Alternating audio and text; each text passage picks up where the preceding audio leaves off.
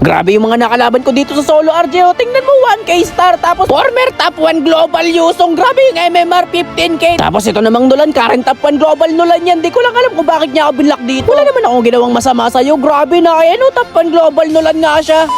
Nagsimula ang lahat nang bigla na lang mag-chat dito yung Tigreal na Para ma-hype kayo, Global 1 Nulan. pero grabe din dito yung Yusong. Hindi ko alam na former global 1 pala itong Yusong na to. Kaya pala napakalakas. Medyo alam ko na rin kasi yung mga galawan ng Yusong pre. Counter ko talaga kay Yusong pre si Masha. Pero dito napalalim silang dalawa ni Nulandro. Kaya naman eto, mapipitas namin dito yung dalawa. Makakataas nga ba Nulandro? Ngunit subalit makaka-flicker si Gigaball. Patay ka na pa. Dito nga magwawan-biwang kami ni Wisong. Kaya ko sana to kung naka-times 3 kami. Tingnan mo yung gagawin sa akin itong Wisong na to pre. Marunong talaga itong Wisong na to. Ayun pre, kaya ko siya pitasin ko naka-times 3 lang sana ako. Kaso wala malakas talaga yung gumagamit ng Yusong boy. Dito nakita ko nagsosolo mag-isa yung Granger nila pre. Wala na tong takas sa akin kahit maka-flicker pa to. Eto siguro yung dahilan kaya binlock ako dito nung Nulan nila. Kasi tingnan mo pag nakita ko siya pre, mate, hinahabol ko siya. Patay ko sana siya dito kaso nga lang bigla na lang dumating dito yung Tigreal kaya naman hindi ko siya napitas. At last sumet sa dalawa, sabay follow up ng Tigreal nila. Grabe yung counter set na ginawa ng Tigreal nila dito pero mapipitas ko silang dalawa ni Wisong. Kaya naman patay ka na par. Eto pa yata yung isang kinainisan sa akin dito nung Nulan nila pre kaya binlock niya ako. Ayan pre, kanumbahan niya ako dito pero hinahabol ko siya dito kahit sa base niya ihahatid na kita mo. Ito pa nga mapitas dito yung Kagura kaso nga lang masakit yung tower. Dito habang naglo-lord kami, grabe nga yung mangyayaring sagupaan dito. Tigreal binabantayan ako pero nakuha namin yung Lord. Kagura dito kumukombo at Granger. Mapipitas ko yung Kagura kaso nga lang mapipitas din ako. Oh my! Dito nagsabi na ako kay Atlas na kahit sino pipitasin namin. Yusong nagpakita sa mapa, dinakot ni Atlas, patay ang gagi. Dito napakaganda ng ginawa ng Atlas namin. Set sa dalawa, sabay counter set dito nung Tigreal nila. Magaling din yung Tigreal nila dito pero Tigreal dito manlalambot kaya naman napitas ko. Sabay atras muna ng konti, napakasakit ng Granger nila dito. Legendary na napakasakit. Pero Gigaball dito babalik dahil may times 2 kaya naman flicker sa mukha ni Granger sabay kalmot. Yusong dito hindi na nakagalaw, lumambot. Kaya naman what a giga triple kill by Gigaball. Kaguro na lang natitira dito kaya naman endable na to. Napakaganda ng gagawing play dito ni Gord. Flicker sabay ulti, patay ang gago kaya naman lock tower na to. Kaya naman victory. Victory malala talaga. Grabe yung naging laban at pinapakita ang kalupitan. Kaya naman ayan, nice game po sa mga nakakampi at nakalaban. Mama chuk chuk.